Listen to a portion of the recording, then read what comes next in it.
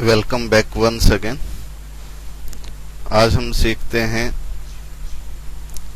My SQL के अंदर table का स्ट्रक्चर कैसे चेंज किया जाता है, अर्थात हम चर्चा करेंगे एल्टर टेबल कमांड पे। तो एल्टर टेबल कमांड का सिंटैक्स है, सबसे पहले एल्टर टेबल लिखेंगे, फिर टेबल का नाम, फिर उसमें ऐड, ड्रॉप या चेंज, हम जो भी इसका क्लॉज यूज करना चाहें वो, उसके बाद हम कॉलम का नाम, आगे इसकी आवश्यकता अनुसार हम डेफिनेशन लिख देंगे।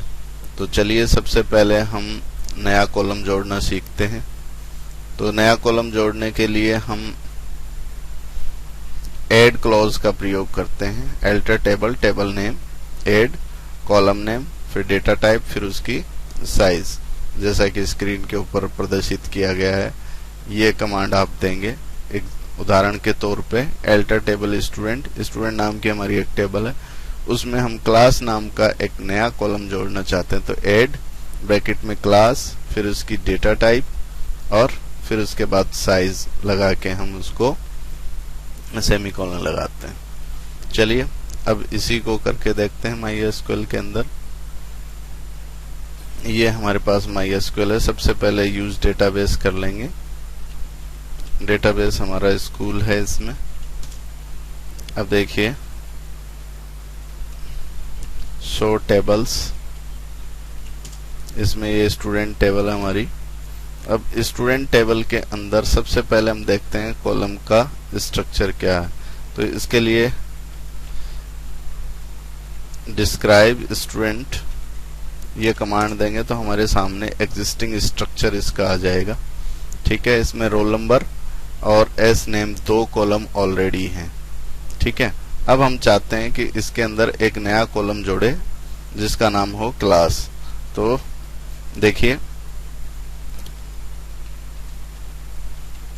Alter table student add. अब इसके अंदर आप क्लास का नाम ले लीजिए। ये कॉलम का नेम हो गया क्लास। ये इसकी डेटा टाइप और साइज और लास्ट में सेमीकोलन हमने लिया। ये हमारी क्लास बन गई, क्लास ऐड हो गई कॉलम। अब देखो डिस्क्राइब स्टूडेंट। अब इसके अंदर ये देखिए तो हमारे पास तीन कॉलम आ गए, रोल नंबर, एस नेम और क्लास। अब इसका अगला क्लॉज देखते हैं। अगला है इसके अंदर किसी कॉलम को डिलीट करना। तो ड्रॉप कॉलम कमांड के द्वारा उस कॉलम को हम डिलीट करेंगे। तो इसके लिए सबसे पहले एल्टर टेबल, टेबल नेम, फिर ड्रॉप, फिर कॉलम का नाम। जैसे क्लास कॉलम जो भी हमने ऐड किया वो हम हटाना चाहते हैं, तो एल्टर टेबल स्टूडेंट, ड्रॉप और फिर कॉलम का नाम दैट इज क्लास। तो चलिए इसको भी आपको करके दिखाते हैं। तो यहां पर आपने क्या करना है, एल्टर टेबल स्टूडेंट, फिर ड्रॉप, कॉलम का नेम क्लास।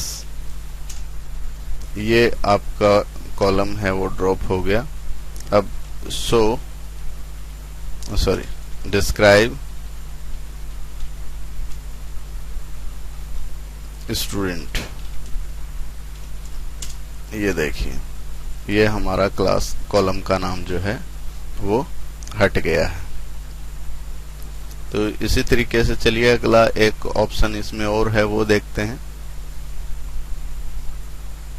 अब ये देखिए किसी कॉलम का नाम आपने चेंज करना है, तो एल्टर टेबल, टेबल नेम, फिर चेंज, फिर पुराना कॉलम का जो नेम है ओल्ड कॉलम नेम वो देंगे, फिर नया कॉलम नेम जो हम रखेंगे वो अलोंग विद इसकी डेटा टाइप और साइज देंगे।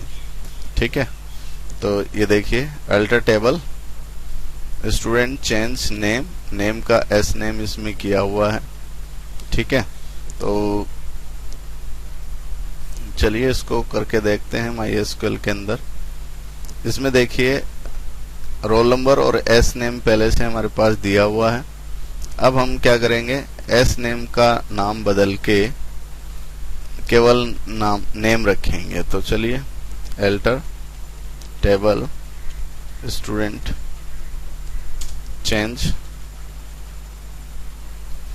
चेंज के अंदर इसमें एस नेम हो गया। एस नेम के बाद नेम करेक्टर 20,